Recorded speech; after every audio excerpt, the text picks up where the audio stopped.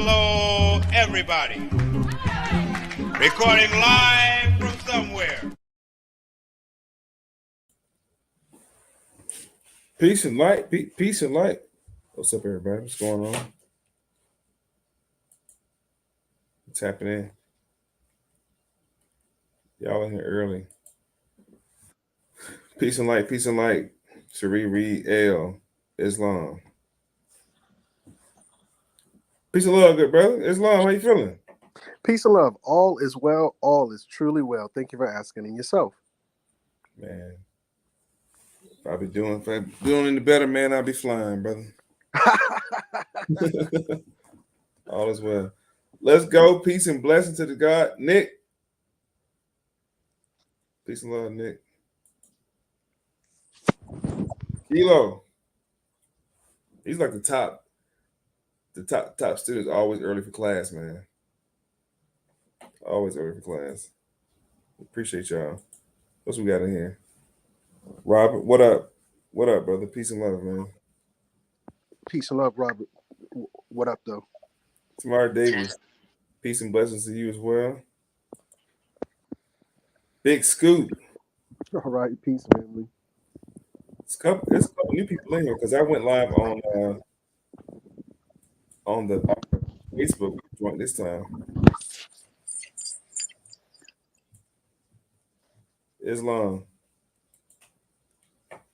I know that's right. Islam. Peace and light.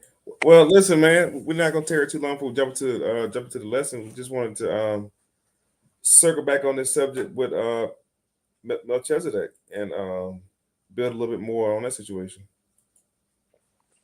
Yeah, brother, I gotta say that last build was one of the most thorough I've had in a while, where we just came at it from every single angle. I was very impressed. I'm glad we're gonna do it again. For sure.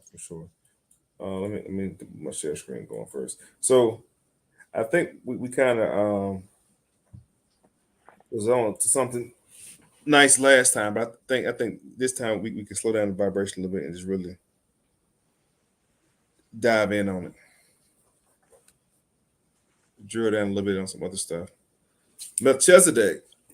We talked last time, we was kind of breaking down the meaning of Melchizedek, the kind of getting into the background of the nature of the word itself.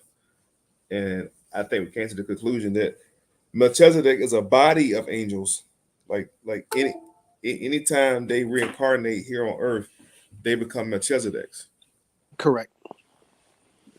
And I was doing some research and I came across more information that Melchizedek appears also in Islam, but under a different name, though. And we'll get to that in a second. So let's read here. Who is the father? Because it also said Melchizedek had no mother or no father. Correct. But we find out here he had a mother and a father. But the mother and father was kind of like what Joseph and Mary was to Jesus. Story figures, but not really the parents. You know what I'm saying? Right. Guardians. Kind of like it reminds me of where is it at? When these angels fall down from heaven, they're considered to be super beings. Correct.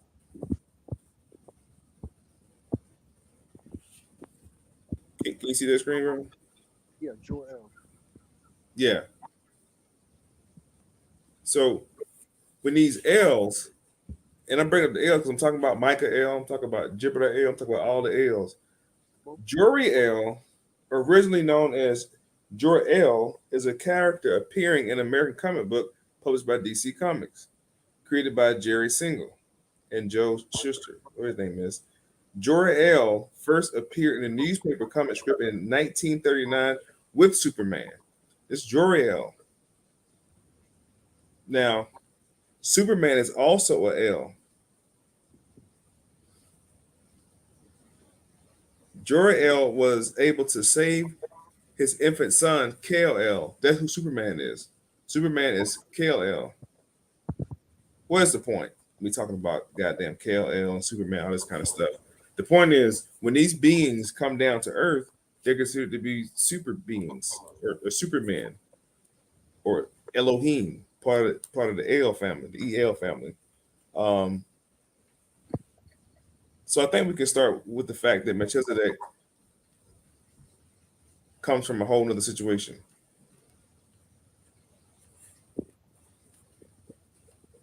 Correct. Yeah.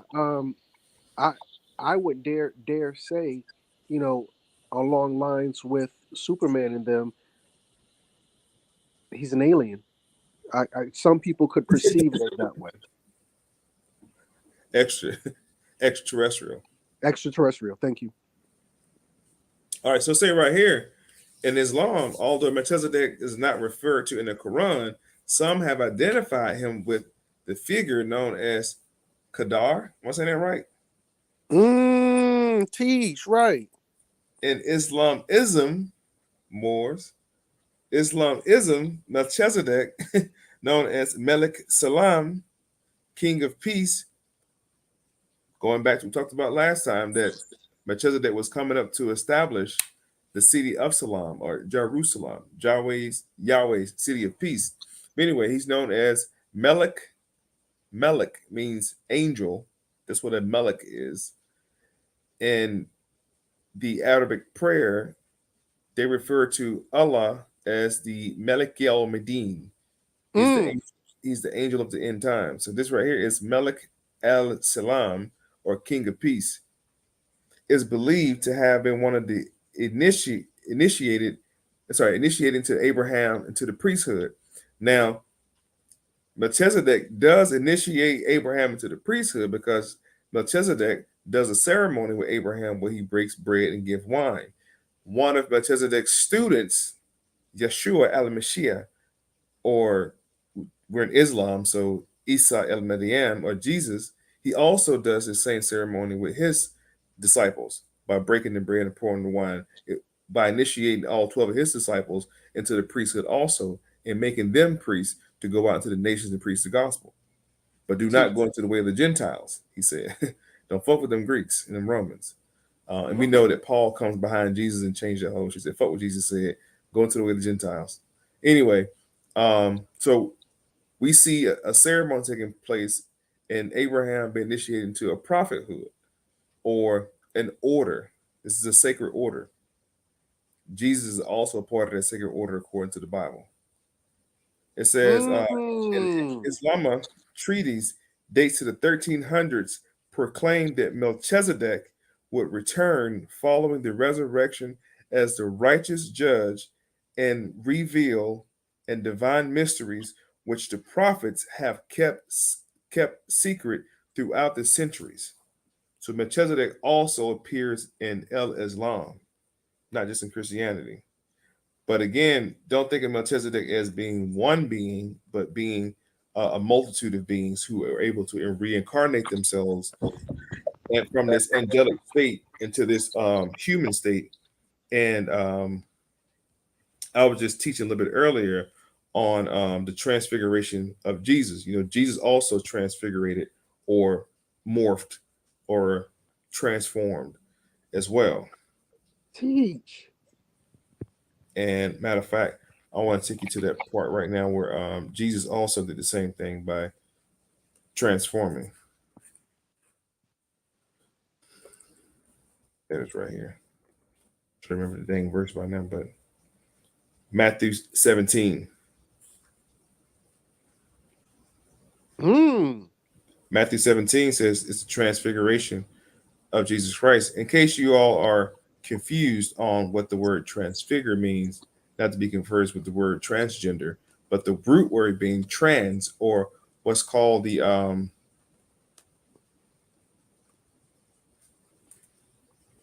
there we go, trans. All right, this is a trans configuration. So the preposition saying trans, so we already know transition, something turning.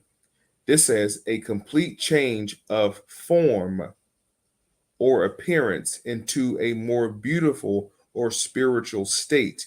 That's what a transfiguration is. Are you with me? Right.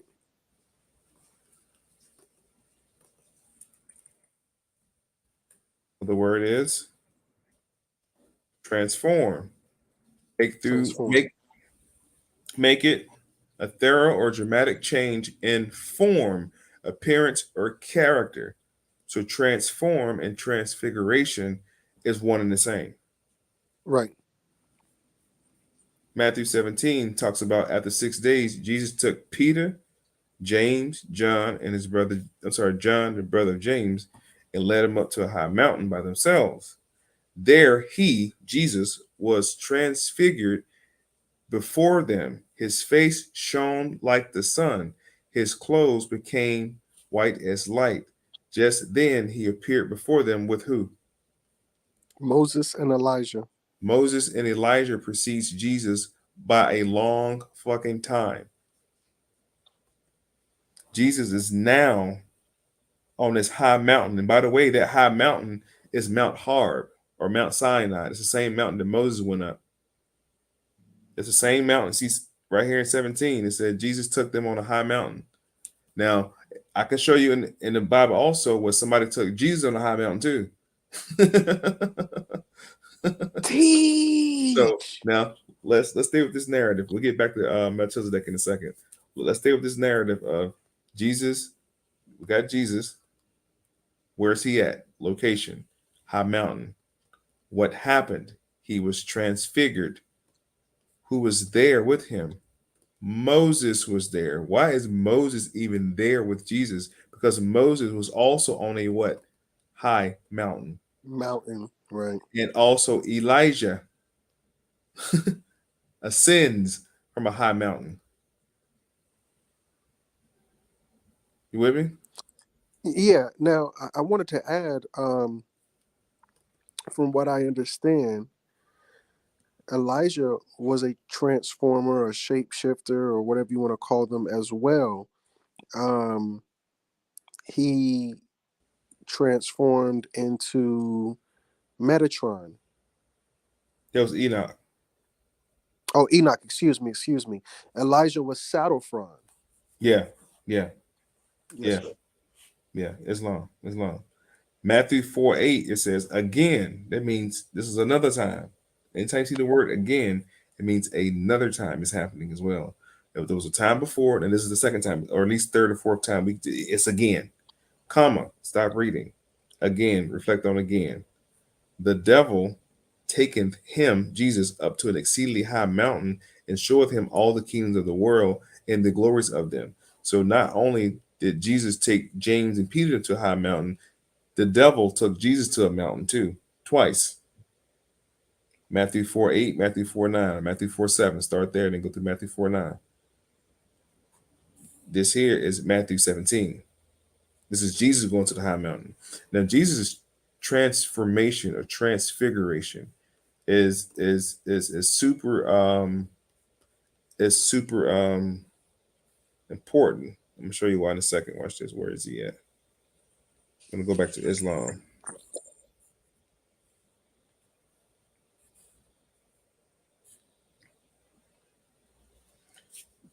Al-Qadar is a figure described but not mentioned in the Quran as a righteous servant of God, possessing of great wisdom and mystical knowledge. In various Islamic and non-Islamic traditions, Qadar is described as the angel, prophet, or wala who guards the sea, teaches secrets and knowledge, and aids those in distress.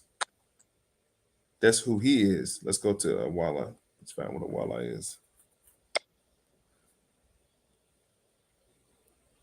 A wala, which has been very translated master, authority, custodial, protector, is commonly used by Islam to indicate Islamic saint, otherwise referred to more as a friend of God. This is Melchizedek in Islam. Mm. Al-Qadar in Islam is Melchizedek, the angel of righteousness. I was talking about Jesus earlier. Now, Jesus is able to transfigure, transform himself into what Melchizedek looks like. And it describes what the Melchizedeks look like. His face shone like the sun. His clothes became as white as light. Translation. Watch this.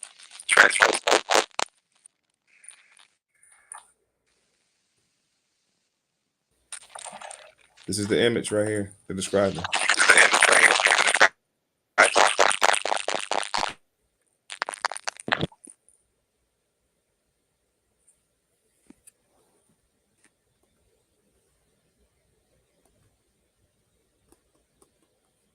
That's the verse that they just described. What's the question?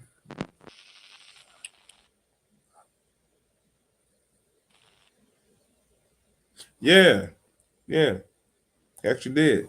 Jesus also shapeshifted. Let me show you another one.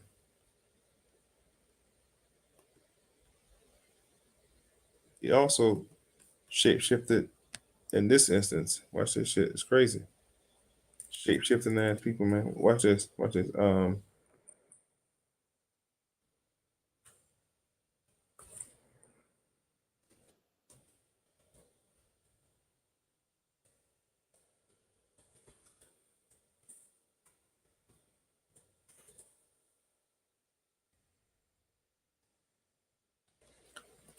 gonna show you another shapeshifting moment. Watch this shit.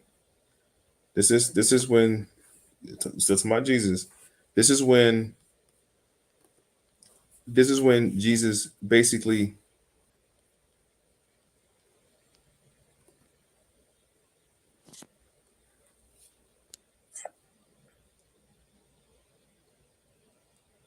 they said I made a comment once before about Jesus being a shapeshifter on another show, right? And you said no, not that to me.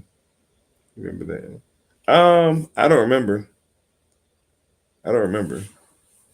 But thanks for keeping me honest. I appreciate that. Um, but in this instance, I'm agreeing with you. Absolutely, absolutely. He never got crucified in the first place. Absolutely. Y'all on fucking point. Y'all on point tonight. I appreciate that. It makes it easier. No audio. Yeah, you got audio, bro. We can hear you.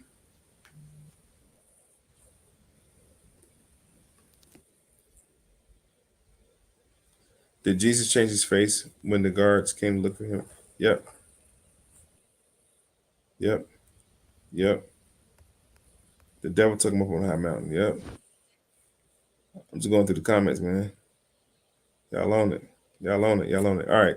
So this is, as they were saying, this is when Mary went to the sepulcher of the tomb to visit Jesus, and he shapeshifted again because she did. Or let me not say. Let's not say shapeshift. Let's say he's transfigured. This is the part right here. When she was asking, she couldn't recognize him.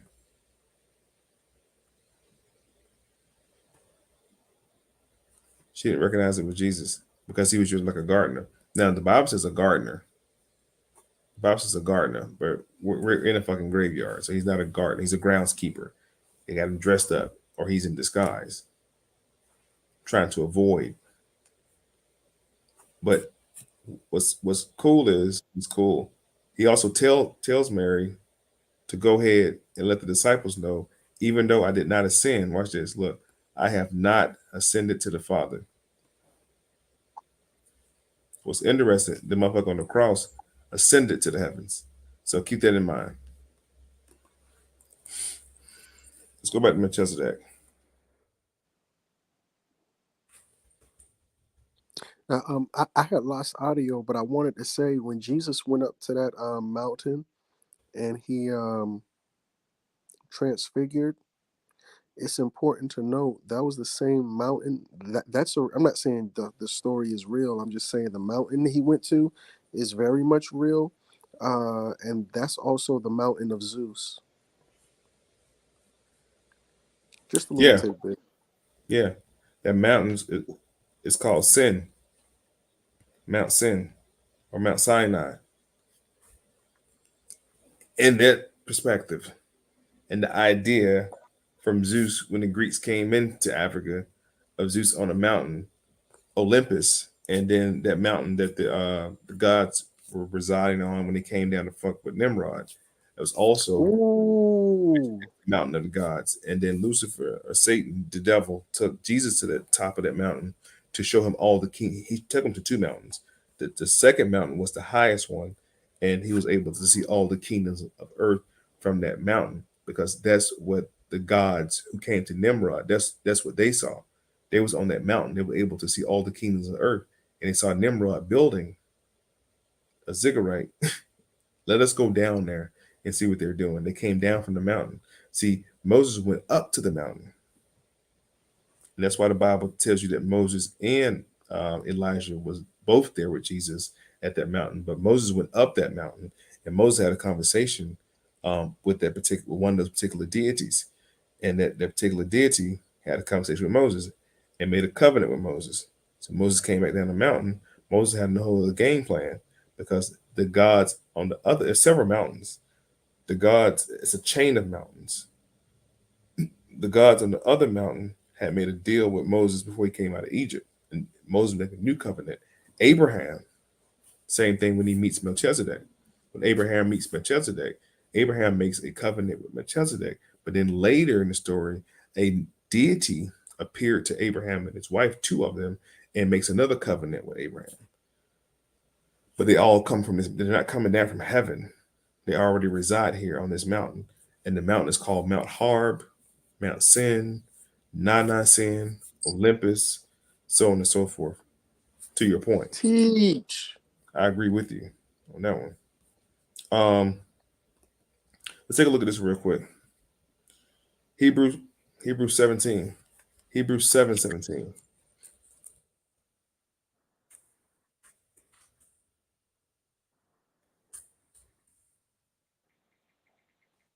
It's talking about Jesus.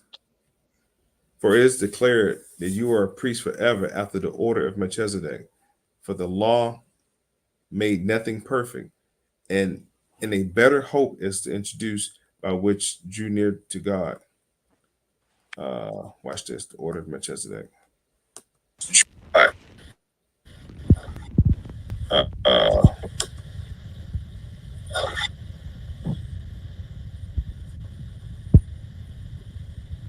you there, bro? You good? You there, bro? You good?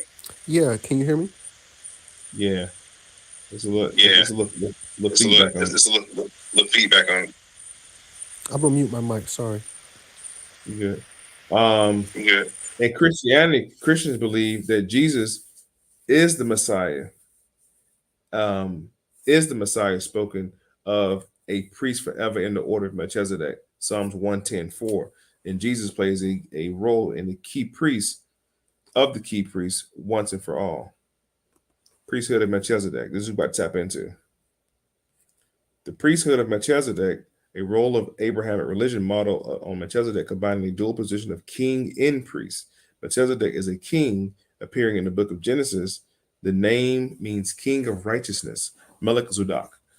The name echoing kingly in the priestly function. He is the first individual to be given a title Kohen, priest, Kohen, rabbi, father. Hebrew, in Hebrew. In King James, the book of Psalms 110:4 names Melchizedek as a representative of the priestly line throughout which future kings of Israel, Davidic line and ordained. Alternatively, it is suggested that the term here intended to be treated as Anglicanated and proper noun, thus translated as rightful king rather than left as proper as Melchizedek. The interpretation is taken by some modern translations, such as the New, I guess, the Tanakh. What else is about Melchizedek? The law of Moses stipulates that not only a male descendant of Aaron be commissioned to serve as the Jewish priest before God in Israel. Now, here's the thing. Put my camera back on. Talk to y'all. Here's the thing: you have priests under the order of Aaron. You have priests under the order of Melchizedek. Aaron represents the Levitical priesthood of the Levites, which is one of the first priesthoods of the governing tribe of Israel. Aaron represents the man-made laws of the laws of Moses, which was written by Moses' hand.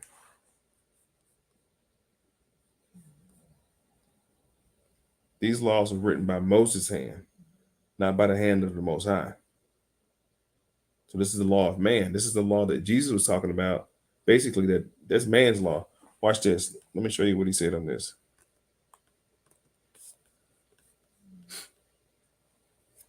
I'm trying to show the difference between the two priesthoods of Melchizedek and the priesthood of man. That's what we on right now, in case you just tuning in, tapping in. Jesus said that's man's law.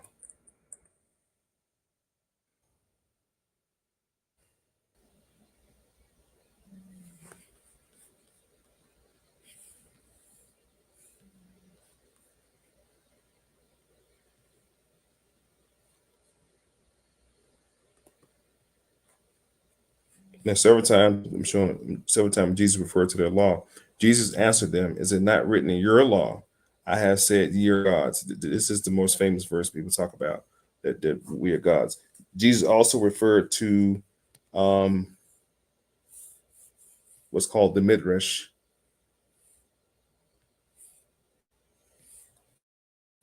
Jesus spoke to people and said to his followers, his teachers of the law of the Pharisees, the teachers of the law and the Pharisees have the authority to tell you the laws of Moses say, so you should obey them. Do everything they tell you to do, but their lives are not good examples for you to follow. They tell you to do things, but do not do those things themselves. This is Jesus talking now. They make strict rules that are hard for people to obey. They try to force others to obey their rules, but themselves, they will not follow those rules. The only reason they do what they do is for other people to see them. They make the little scripture box and wear bigger and boxes. They wear bigger and bigger, and they have tassels on their prayer clothes long enough for people to notice them. These men love to have places of honor at banquets and important seats in synagogues. They love for people to show respect to them in the marketplace and call them teacher. But you must not be called teachers. You are all equals as brothers and sisters. You have no teachers and don't call anyone on earth father. You have one father. He is in heaven. This is Jesus talking to the people. Listen to what the brother's saying. And you shall not be called master. You have only one master, the Messiah. Whosoever serves you like a servant is greater amongst you. People who you think are better than you will be made humble, but to humble themselves. This is Jesus talking. Matthew 23:1. Y'all gotta dive into that. We're still talking about the law of man. Hold on.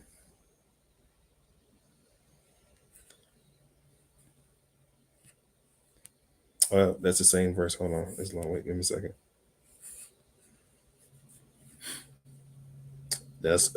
I don't really rock with Paul, but let's just see what Paul says about the law.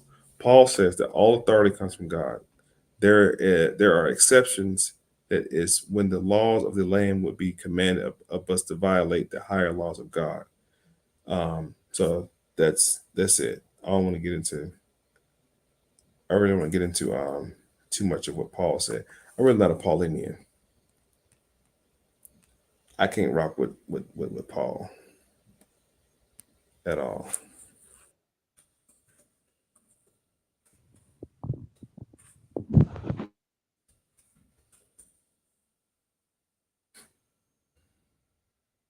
Okay, this is Jesus again, talking about the law.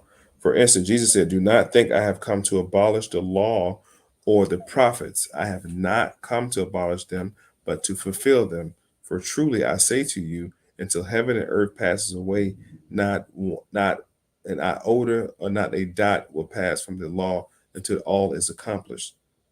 Not one jot, not one tittle, basically, from the law. I think I came to change the law. Jesus Christ spoke At the Nephiite multitude proclaiming he was the giver of the law of Moses, and that the law was fulfilled in him. Behold, I say unto you that the law is fulfilled that was given unto Moses. So Jesus is now referring to Moses' law.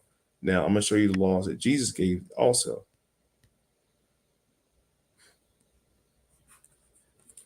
Well, maybe he gave commandments when it said law.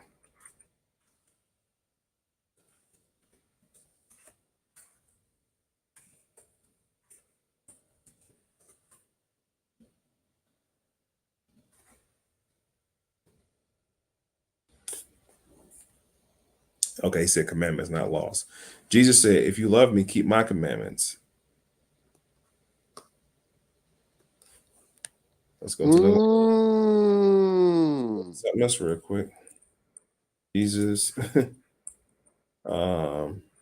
helps the ass out the ditch.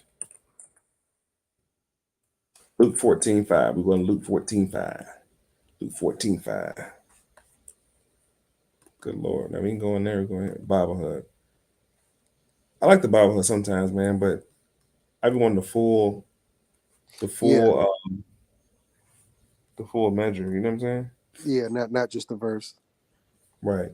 So I might have to do this right here then. Let's see. Just put Luke 14 in there.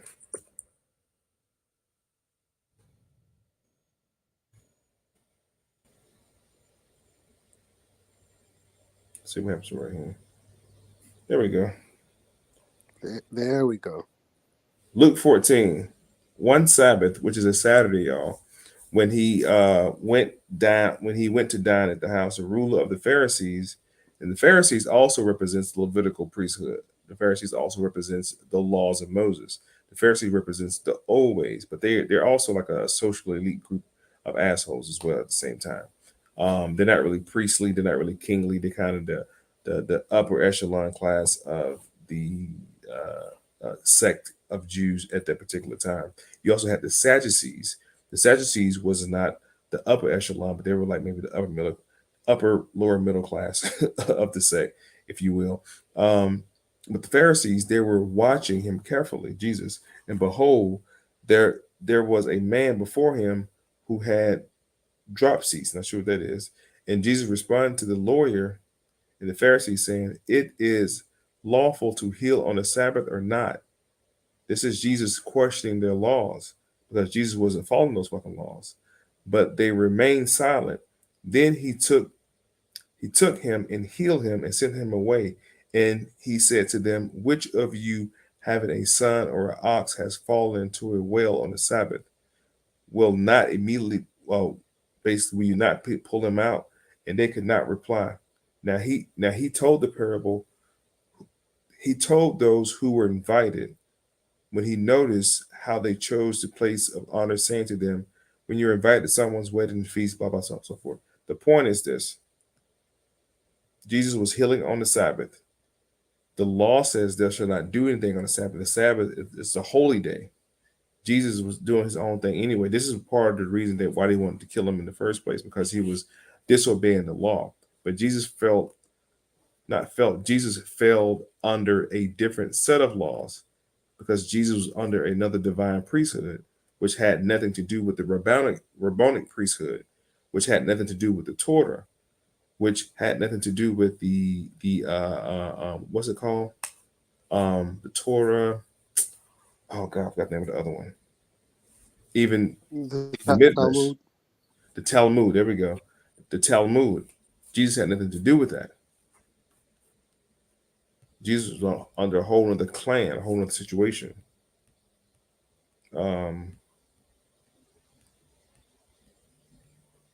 Without me going on, brother, you want to add anything to that, sir? No, I think the way you're leading us into it is incredible. Real quick, if I could just talk about the Pharisees and Sadducees, they would be similar to your Republicans and your conservatives. The Pharisees were really by the book. Conservatives were like the new school gang. But because we're dealing with law and all of that, I just wanted to kind of bring a political parable, if you will. Yeah, no. That's perfect. That's perfect. Um, so once again, Melchizedek, king of righteousness, or king is righteous, is translated into a Melchizedek. Melchizedek was the king of Salem, the priest of El Elyon. So not only was Melchizedek regarded as the king of righteousness or an angel of righteousness, he was also the first high priest of Elyon. Elyon is the epithet of the God of Israel. This is the God of Israel, Elyon is. So, all you Israelites, according to this, Elyon is the epithet or title of the God of Israel. Israel is a group of 12 children with children who are the progenitors, are the descendants of Jacob. Anybody that's of the bloodline of Jacob is an Israelite. Elyon is the God of those body of individuals. Everybody with me? Elyon, also known as El Elyon, is usually rendered in English as God Most High, and similar in the Septuagint. So now we have established that anything that Melchizedek talks about, he's basically referring the lessons to El Elyon, and El Elyon is also the father of the Elohim. Right. So this is the lineage of Melchizedek. Melchizedek teaches this information. Melchizedek's. Let's get into the Melchizedek's real quick, because I don't have long. But let me get into the Melchizedek's real quick.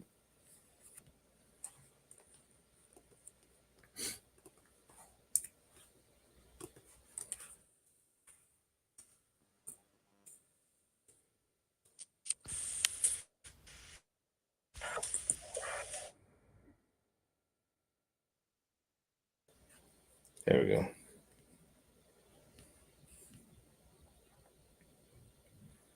And this is by Paul Sommer. This is going into what the Melchizedeks were. For some Jews to think that Meshach, who that is, the original man, is in the image of Adam, was created. Some that he was Noah's sham recreation. Sham Um, recreation. Um, Go ahead, man. Go ahead, bro. Could you go back to the top of this real quick, please?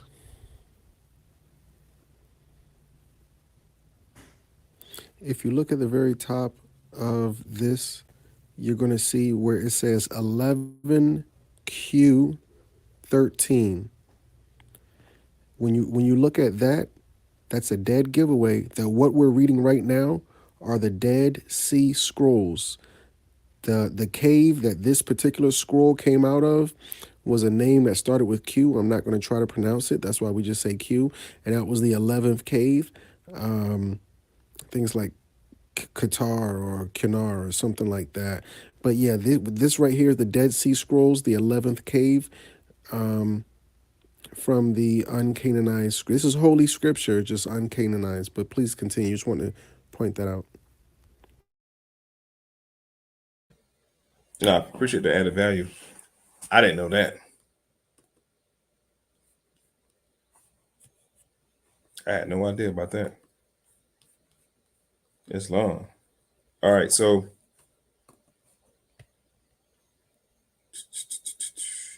this really ain't giving me here we go right here. Melchizedek was human, not divine. He was a historical person, not an angel. To be clear, based on the Bible, Melchizedek was the king of Salem, later known as Jerusalem. See right here, y'all? I think we just be making this shit up. Jerusalem, Yahweh, city of peace, priest of the Most High God, a great man, a contemporary of Abraham, Sarah around 2000 BC. Melchizedek was human, it says. However, in the era after the return of the Babylonian exile, when the Jews were looking for a sign of a Masonic redemption, speculation about the ancient Bible figure returning to save the nation became rampant in the priestly circle. One person of interest was Melchizedek, the obscure king and the priest of Shalem. See right here, it's not Salem, it's Shalem. From Shalem, you get the word shalom or salam, both meaning peace. At the time of Abraham, 15 centuries before, Salem or Shalem, of course, was there, and the temple later stood. Some Jews believe Melchizedek was divine, on par with the angels, and was even a manifestation of God Himself.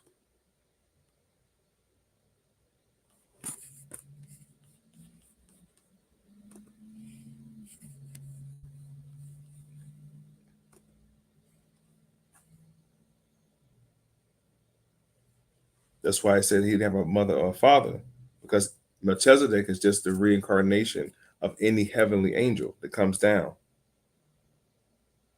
Watch this. That's not what I want to show. Hold on. Melchizedek. That is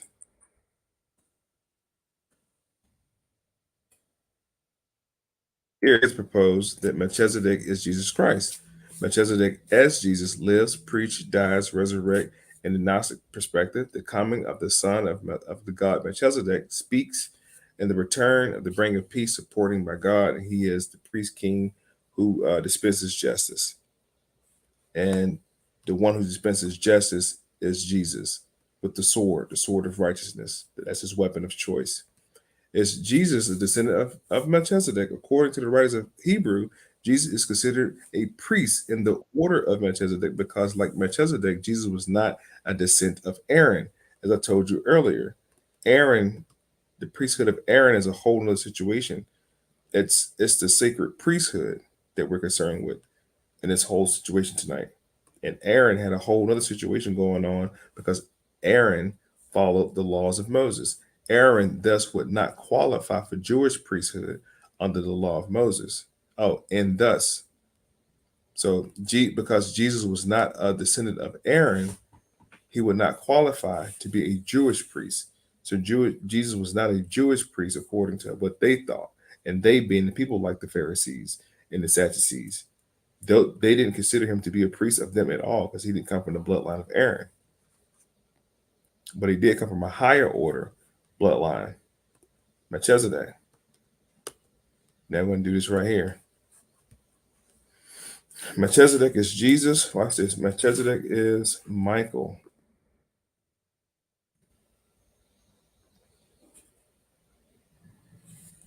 The Qumran scrolls indicate that Melchizedek was used as the name of the archangel Michael, interpreted as the heavenly priest. Michael as Melchizedek contrasts with Bela, who is given the name Melech Rasha, king of wickedness. The angel Michael is Melchizedek also. So Melchizedek is not just one being. Melchizedek is anybody of this sacred order who reincarnate themselves or transfigure themselves here on earth is considered to be a Melchizedek or a priest of the most high God. Let's go into the comments real quick.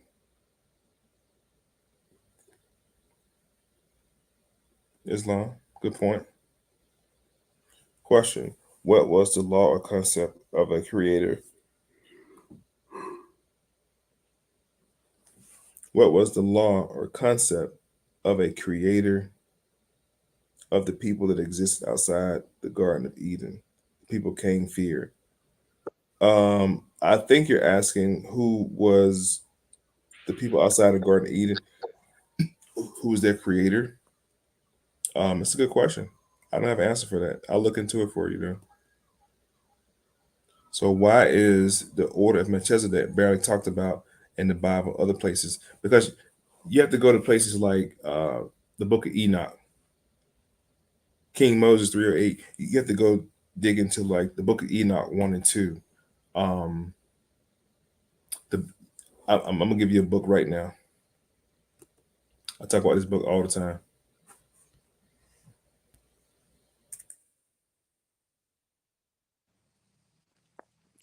I'm gonna take a guess of what you're gonna pull up. The Urantia book. Oh, you already know.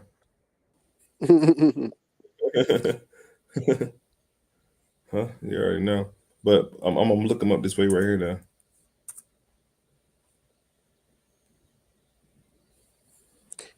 Why he's doing that, just to put this out there for the family. If you go and read that Urantia book, um, it'll take you to the next level.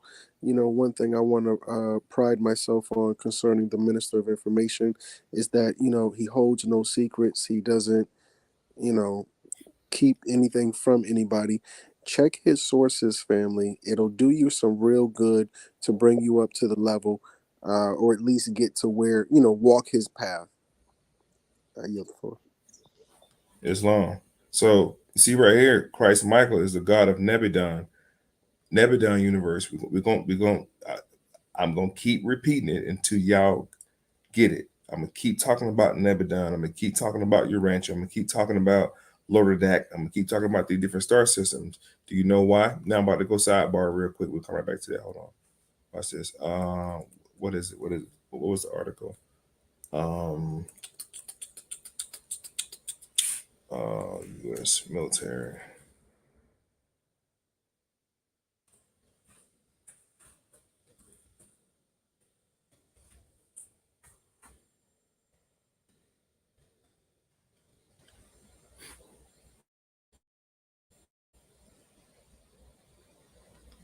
This is the Military Times. Okay, Military Times. Space.com. I'm gonna keep talking about Loredak. I'm gonna keep talking about these different um, star systems until you guys learn what the fuck is going on. I'm gonna keep giving you the names and titles of different star systems. I'm gonna keep giving you the names and titles of different galactic bodies. We're gonna keep talking about the Galactic Federation.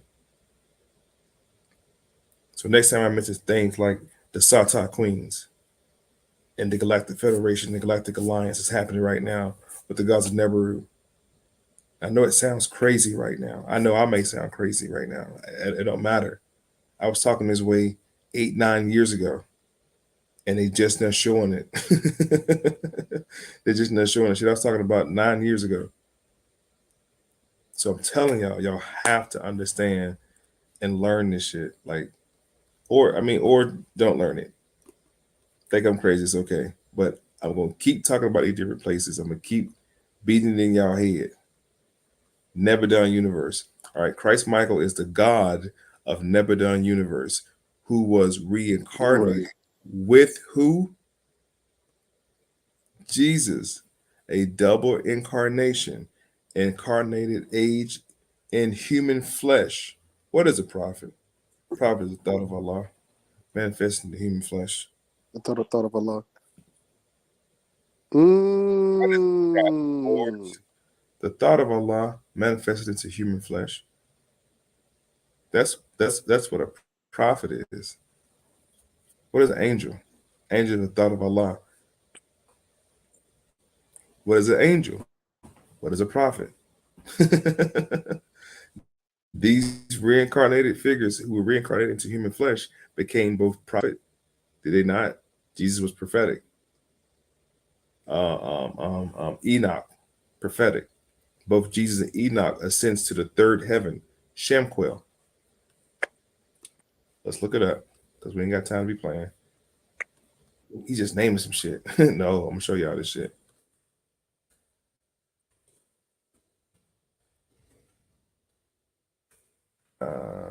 My bad. I I'm gonna try Shem. I think I'm spelling it right. Shem. Okay, there we go. There we go.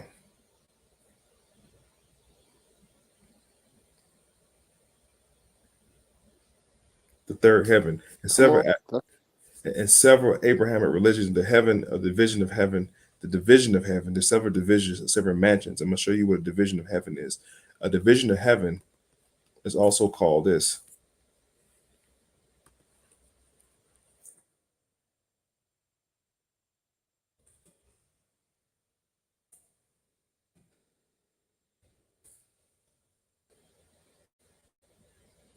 Oh my God, hold on. That's not what I want to put up there. Okay, let's try local universe.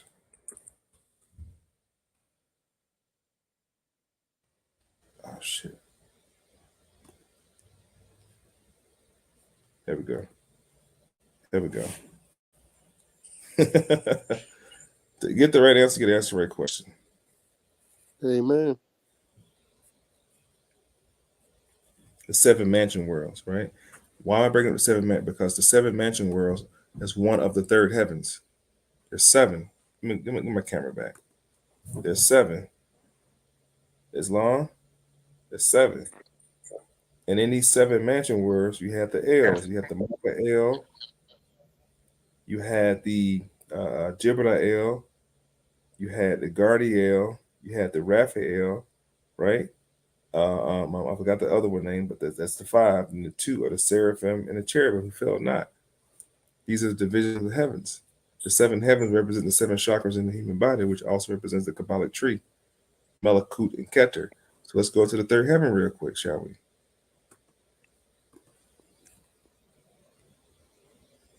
In several Abraham religions, the third heaven division of heaven in religious cosmology and some traditions considered the abode of God, the throne of God. Now, the throne of God, God's throne, is in the seventh heaven. In the seventh heaven. And other lower levels, paradise, commonly one of the seven. In the early books of the Tanakh reference heaven, but not the third heaven specifically, a number of heaven. Heaven is mentioned several times in the first chapter of Genesis. It appears in the first verse. It's showing you where it is. And here we go right here, brother, about the book. In non-canonical, meaning not commissioned, still relevant, not commissioned by the good old boy group. The second book of Enoch, the third heaven, describes a location between corruptible and incorruptible, containing the tree of life, wherein the Lord rests and he goes up to paradise. Chapter 8, two springs in the third heaven, one of milk and the other of honey. The land of milk and honey is not on earth, it's in the third heaven. Along with two other wine and oil, corn, oil, wine, flowed down to the Garden of Eden. In contrast, the common concept of paradise, the second book of Enoch, also describes a very terrible place for those who do wrong and all members of torture matter. That sounds like hell, right? Right. Let's continue.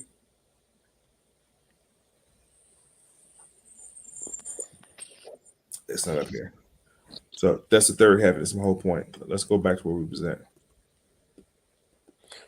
Well, real quick, now that you've mentioned that, I just want to throw this out there. The whole Judaism thing, as we said in part one, a lot of that comes from Zoroastrianism, and the concept of heaven comes from Zoroastrianism. The original word for heaven was paradise. That was the original word, was paradise. That's why in that verse right there, you saw him say paradise. Even Jesus said, join him in paradise. Which, if you look at the word paradise, that's an Iranian word or a Persian word. This is where you first get the idea of heaven from. Please continue, brother. Damn. Deep. So let's talk about the seven mansion worlds real quick, which are also called mansion worlds. Mansion world. Jesus says, in my father's house. And Carmen, you said it's all the time. How the fuck you get a mansion inside of a house? Yeah. This is John 14:2. In my father's house there are many mansions. If it's not so, I wouldn't have told you so. I go to prepare a place for you. And if I go to prepare a place for you, I will come and receive you unto myself, that where I am, you may be also. So this house and these mansions right here are not a physical structure building, but they're mansion worlds. They're galactic federations. The creator sons of the five creator sons, they're the Els, right? The the five who wavered, the Elohim. When in Urantia spoke that many mansions of the Father's universe, the Creator's Son, when on Urantia, which is Earth, spoke of many mansions. I just showed you right here in the Bible, referring to, in a certain sense, all 56 of these encircled worlds of Jerusalem are devoted to the translation culture of ascending mortals, but seven satellites of world number one or more, specifically known as mansion worlds, transition world numbers, one itself to quite exquisite devote accent headquarters called Santania. Write down Santania. Please write down Santania right now, people. The world now serves as the headquarters for more than 100,000 companies of these glorified beings. When the system is settled in light and life, the mansion world one by one ceases several mortal training stations. The seven mansion worlds in charge of Mauritania supervisor and the Melchizedeks, plural. They're enacting governor of each world who is directly responsible for the Jerusalem rulers.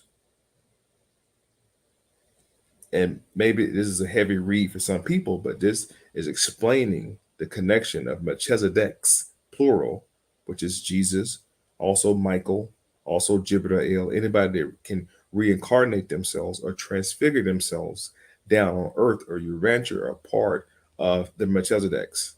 And that's why the Bible confirms Jesus' association to Melchizedek by saying he is forever in the order of Melchizedek. Forever is a long time. Not only Jesus, but Michael. Michael, Right. If you wrote down Santania, write down Nebadon. This is Nebadon right here. Write down Santania, write down Nebadon. Read this one paragraph real quick, and I'm gonna pass the mic.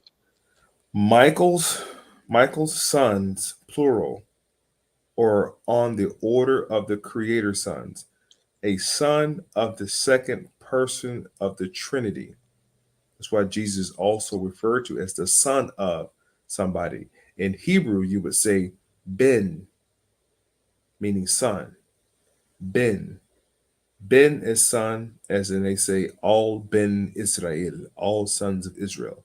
Ben. Jesus is a Ben, the son of the son.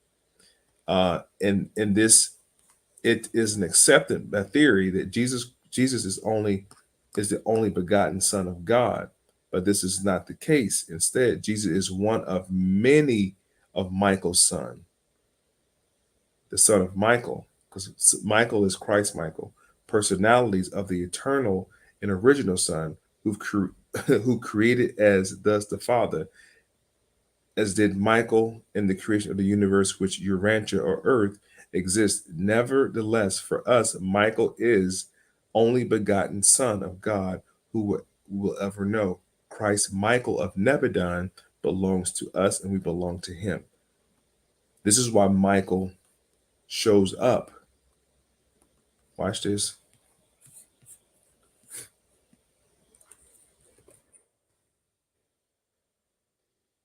Oh, did you see the shit on? I'll come back to that. I'm ready to sidetrack.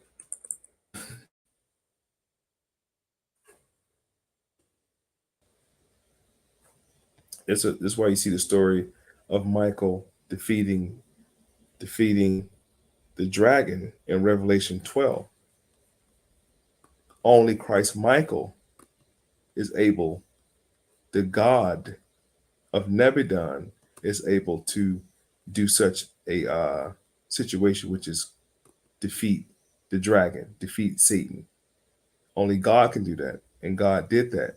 But this God is Christ Michael, the God of Nebadon, or Melchizedek. I yield the floor.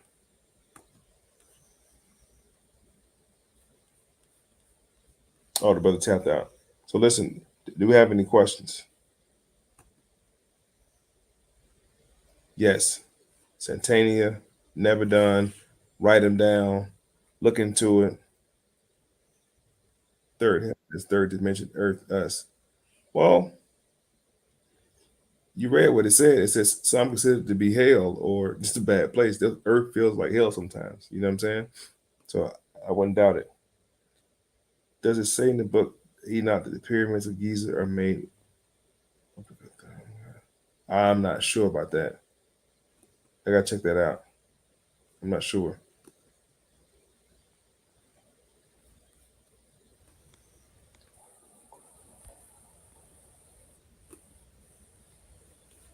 All right, family. Just hit the 1 hour mark. So in true faith, I definitely want to tap in. Tickets are still popping. It's getting close. It's getting so close that I'm afraid that we won't have enough space for everybody to attend. So if you can, when you can, tap in, man. Get the tickets. Come kick it with us. Because I think this is May, right? By the end of May, we're not promoting no more because it's sold out. And if you can't make it, that's fine as well. Share it. Get the flyer. Share it. Share the flyer. Just put it out there. Get the tickets. Come kick it with us a whole entire weekend. And we doing it big. BIG. Chrome.tv.info, man. Get your tickets and pull up. I'm gonna be there in the building, live person. Chrome gonna be in the building, live person. You know, we're gonna do a roundtable discussion, just general conversation, but it's an opportunity for us to learn one-on-one, unfiltered, unmonitored by social media. We can say what we want to say and really get the lessons in. So tap in with us for the retreat, man. What else? So I think I'm about to wrap it up on that.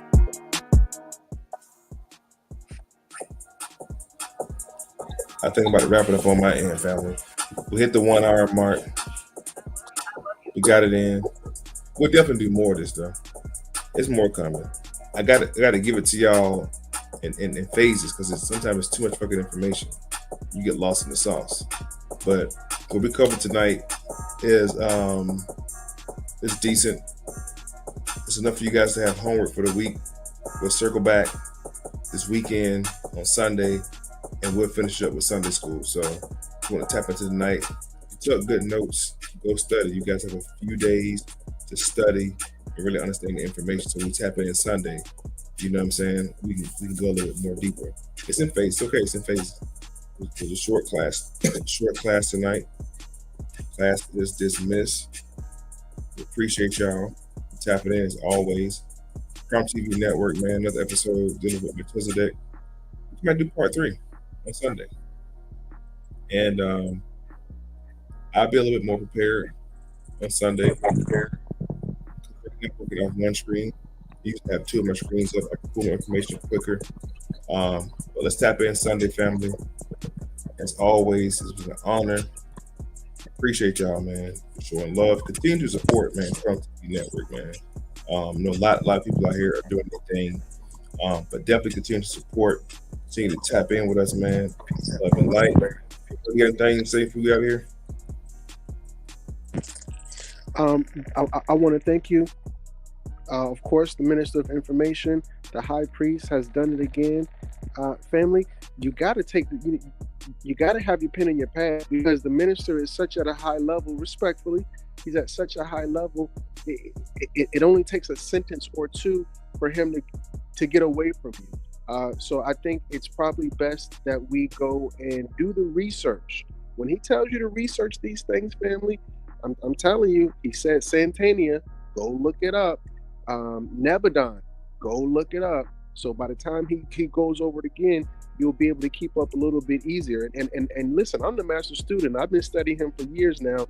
And I'm still learning every single time. So tap all the way in, family. Smash that like button, hit that subscribe button, and be sure to tap in for Sunday school. As always, I'm your humble brother Crumb. Peace. Hello, everybody.